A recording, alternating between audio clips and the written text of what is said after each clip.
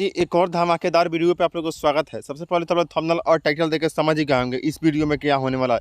तो इस वीडियो में मैं आप लोगों को बताने का बिहार बोर्ड मैट्रिक परीक्षा 2024 जो बच्चा बिहार बोर्ड का है और मैट्रिक का परीक्षा 2024 में देने वाला है, उनका संस्कृत का पाटलिपुत्र वैभव का ऑब्जेक्टिव क्वेश्चन इस वीडियो में करने वाला हूँ। क्योंकि मेरे प्यारे बच्चों, फर्स्ट पार्ट में आप लोगों को मैं संपूर्ण हिंदी अर्थ इसका पाटलिपुत्र वैभव का बता दिया हूँ और सेकेंड में आप लोग को इस ऑब्जेक्टिव क्वेश्चन करा देंगे। क्योंकि आप लोग को अच्छा से संपूर्ण अर्थ हिंदी समझे होंगे तो इस वीडियो में आप लोग को एक भी क्वेश्चन गलती नहीं होने वाला, क्योंकि उसी से आप लोग को हिंदी में ही एग्जाम में आप लोगों को प्रश्न आता है। इसलिए आप लोग पूरा हिंदी अर्थ को अच्छा से समझ गए होंगे तो आप लोग इस वीडियो को एक भी ऑब्जेक्टिव क्वेश्चन गलती नहीं करने वाले हैं। आप लोग लगा कर देख लीजिए टेस्ट मेरे प्यारे बच्चों। चलिए चलते हैं वीडियो पे, आप लोग को वीडियो का पूरा वाच कर लीजिए, क्योंकि आप लोग को एग्जाम में हिंदी में ही क्वेश्चन आता है। इसलिए मैं संपूर्ण अर्थ अगर करा दिए तब आप लोग को ऑब्जेक्टिव क्वेश्चन करा रहा हूँ और आप लोग को सब्जेक्टिव क्वेश्चन भी आपको संपूर्ण हिंदी अर्थ समझ गए हो तो संपूर्ण हिंदी अर्थ से ही आप लोग को सब्जेक्टिव क्वेश्चन भी आता है। तो आप लोग पूरा वीडियो को वाच कर लीजिए और आप लोग जो संपूर्ण अर्थ पाटलिपुत्र वैभव का हिंदी का नहीं देखे होंगे तो आप लोग जाकर चैनल पर पढ़ा हुआ जाकर देख लीजिए पहले, तब इस वीडियो को ऑब्जेक्टिव क्वेश्चन और सब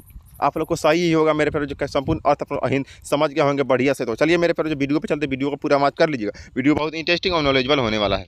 फर्स्ट नंबर क्वेश्चन पे चलते हैं मेरे प्यारे। पाटलिपुत्र पटना का नाम से कब प्रसिद्ध हुआ? मतलब पाटलिपुत्र पटना का नाम से कब प्रसिद्ध हुआ? तो पाटलिपुत्र पटना का नाम से मध्यकाल में प्रसिद्ध हुआ मेरे प्यारे, जो मध्यकाल में प्रसिद्ध हुआ। चलिए चलते हैं, आप लोगों को बताते हैं। दूसरे नंबर क्वेश्चन पे पढ़ते हैं। किसके शासनकाल में पाटलिपुत्र नगर का शोभा प्रियदर्शनीय थी? तो अशोक के समय में। किसके शासन में? तो अशोक के समय प्रियदर्शनीय थे। चलिए तीसरा नंबर क्वेश्चन पे बढ़ते हैं। पटना का पुराना नाम क्या है? तो पटना का पुराना नाम क्या है? तो पटना का पुराना नाम पुष्पपुर है। पटना का पुराना नाम मेरे प्यारे बच्चों। चलिए चौथा नंबर क्वेश्चन में बढ़ते हैं। मध्यकाल में पटना लगभग कितने वर्षों जीर्ण शीर्ण? मतलब मध्य, आप लोग हिंदी अर्थ समझे होंगे तो इसको पूरा ऑब्जेक्टिव क्वेश्चन को आप लोग सही कर देंगे। मध्यकाल में पटना का लगभग कितने वर्षों तक जीर्ण शीर्ण? तो 1000 वर्षों तक पटना जीर्ण शीर्ण रहा। पटना की उत्तर दिशा में कौन सी नदी है? पटना के उत्तर दिशा में गंगा नदी है मेरे प्यारे बच्चों। पाटलिपुत्र में कौन बार बार आए थे? तो पाटलिपुत्र में कौन? तो भगवान बुद्ध पाटलिपुत्र में बहुत बार बार आए थे मेरे प्यारे बच्चों। और 7वां नंबर क्वेश्चन बढ़ते हैं। पटना नगर के पालिका देवी कौन है? पटना नगर की पालिका देवी यानी पटन देवी पटना नगर की पालिका देवी है।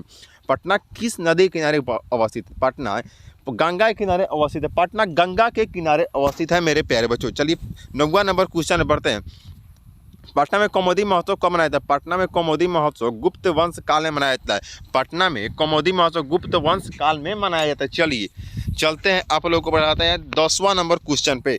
मेगास्थनीज पटना किसके समय में आए थे? मेगास्थनीज पटना किसके समय में थे? मेगास्थनीज चंद्रगुप्त मौर्य के समय में मेगास्थनीज पटना आए थे। पाटल पुस्तक की पुतली का रचना के आधार पर पटना का कौन सा नाम था? तो पटना का पाटल पुस्तक की पुतली का रचना पर पाटलिपुत्र नाम था। बिहार की राजधानी कहाँ है? तो बिहार की राजधानी पटना में है मेरे प्यारे बच्चों। चलिए चलते हैं, आगे बढ़ते हैं। कौमुदी 13 नंबर का कौमुदी महोत्सव किस अवसर पर दिखाई पड़ती है? तो कौमुदी महोत्सव दुर्गा पूजा पर दिखाई देती है। किस नदी पर गांधी सेतु सड़क मार्ग बना? तो गंगा पर गांधी सेतु सड़क मार्ग बना। ये को सूत्र के रचनाकार कौन है? तो ये को सूत्र के रचनाकार आप लोग देख सकते हो। और चौथे नंबर सामाजिक किस नदी पर गांधी सेतु सड़क मार्ग बना? तो गंगा पर गांधी सेतु सड़क मार्ग बना मेरे प्यारे बच्चों। और योग सूत्र के रचनाकार कौन है? तो योग सूत्र के रचनाकार पतंजलि जी है। योग सूत्र के रचनाकार एक सूत्र के पतंजलि जी है। चलिए आगे बढ़ते हैं, 16 नंबर क्वेश्चन पे बढ़ते हैं। शरत काल में कौन सा महोत्सव होता है? तो शरत काल में कौमुदी महोत्सव होता है। कौमुदी महोत्सव किस वंश में प्रचलित था? कौमुदी महोत्सव किस वंश में प्रचलित था? कौमुदी महोत्सव गुप्त वंश में प्रचलित था मेरे प्यारे शेरों शेरनियों। व्याकरण रचनाकार कौन है? पूरा वीडियो को वॉच कर लीजिएगा क्योंकि वीडियो बहुत इंटरेस्टिंग और नॉलेजेबल होने वाला है। व्याकरण रचनाकार कौन है? व्याकरण रचनाकार पाणिनि जी है, व्याकरण के रचनाकार। चलिए 19 नंबर क्वेश्चन पे बढ़ते हैं, क्योंकि कम समय में ज़्यादा आप लोग को बेनिफिट देना है, ज़्यादा बेनिफिट देना है मेरे प्यारे बच्चों। पटन देवी कहाँ है? पटन देवी कहाँ अवस्थित है? पटन देवी पटना में अवस्थित है। एशिया महादेश का लंबा पुल सेतु कहाँ है? एशिया महादेश का लंबा पुल सेतु कहाँ है? तो पटना में एशिया महादेश का लंबा पुल सेतु है। चलिए गोलघर कहाँ है? तो यहाँ भी ये प्रश्न आया, गोलघर कहाँ है? तो गोलघर आप लोग को पटना में गोलघर है। चलिए आगे बढ़ते हैं।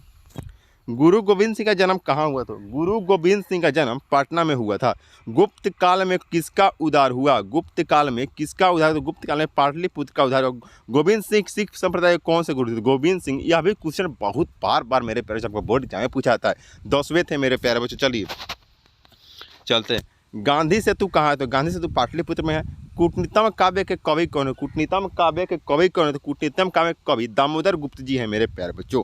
यूनान का राजदूत कौन है? यूनान का राजदूत मेगास्थनीज जी है। चलिए 27 नंबर क्वेश्चन क्लियर हुआ। अब 28 पे पढ़ते हैं। राजशेखर की रचना कौन सी? राजशेखर की रचना काव्य मीमांसा है। आप लोग समझे होंगे हिंदी, तो एक भी क्वेश्चन आप लोग से गलती नहीं हो रहा होगा। चलिए चलते हैं 29 नंबर क्वेश्चन पे बढ़ते हैं। 29 नंबर क्वेश्चन पे बढ़ते हैं। कौमुदी महोत्सव किस ऋतु में मनाया जाता है? कौमुदी महोत्सव किस ऋतु में मनाया जाता है? कौमुदी महोत्सव शरद ऋतु में मनाया जाता है। किसके समय में पाटलिपुत्र अधिक समृद्ध था? किसके समय में पाटलिपुत्र अधिक समृद्ध था? चंद्रगुप्त मौर्य के समय में पाटलिपुत्र अधिक समृद्ध था मेरे प्यारे बच्चों। काव्य मीमांसा का रचनाकार कौन है? काव्य मीमांसा के रचनाकार कौन है? तो काव्य मीमांसा का रचनाकार राजशेखर जी है। प्राचीन काल में शिक्षा का केंद्र कहाँ था? प्राचीन काल में शिक्षा केंद्र कहाँ था? प्राचीन काल में शिक्षा केंद्र पाटलिपुत्र में था। चलिए बढ़ते हैं 34 नंबर क्वेश्चन है। किस काल का शासन उत्कर्ष काल मनाया जाता है? किस शासन काल का उत्कर्ष काल? तो अशोक के समय में शासन का उत्कर्ष काल मनाया जाता है। दामोदर गुप्त ने किस काव्य रचना की?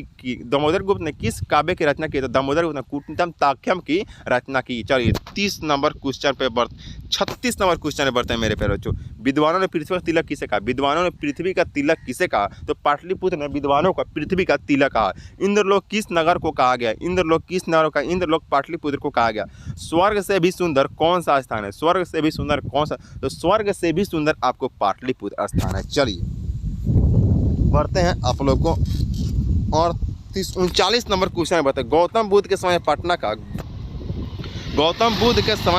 का क्या क्या नाम था? तो गौतम बुद्ध के समय पटना का पाटलीग्राम नाम था। चलिए बढ़ते हैं आप लोग को 40 नंबर क्वेश्चन पे। भगवान बुद्ध भविष्य में किस नगर को महानगर बनेगा? भगवान बुद्ध ने भविष्य में किस नगर को कहा था महानगर बनेगा?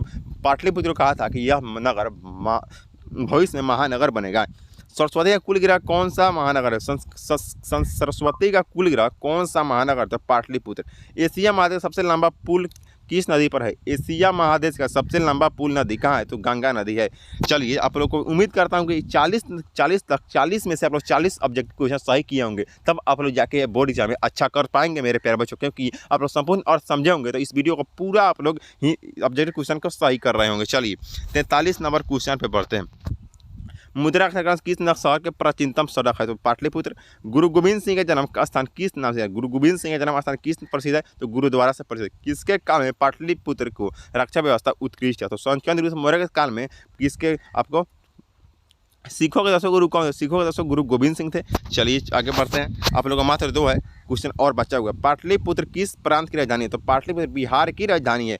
पाटलिपुत्र वैभव पाठ के किस शहर का वर्णन? तो पटना का शहर है पाटलिपुत्र वैभव में पाटना। मेरे प्यारे बच्चों यहाँ पे आप लोग को ऑब्जेक्टिव क्वेश्चन समाप्त होता है। यहाँ पर पूरा ऑब्जेक्टिव क्वेश्चन सही किए होंगे मेरा उम्मीद है, क्योंकि आपको संपूर्ण अर्थ बहुत बारीकी से मैं आप लोगों को समझाया था। आप लोग वीडियो अच्छा लगा होगा तो लाइक कीजिएगा और सब्सक्राइब कीजिएगा और अपने दोस्तों तक वीडियो को कुछ शेयर कर दीजिए, क्योंकि आप लोग दोस्तों को कुछ बेनिफिट मिल सके इस वीडियो से। चलते मिलते हैं नेक्स्ट वीडियो में, तब तक के लिए जय हिंद मेरे प्यारे बच्चों।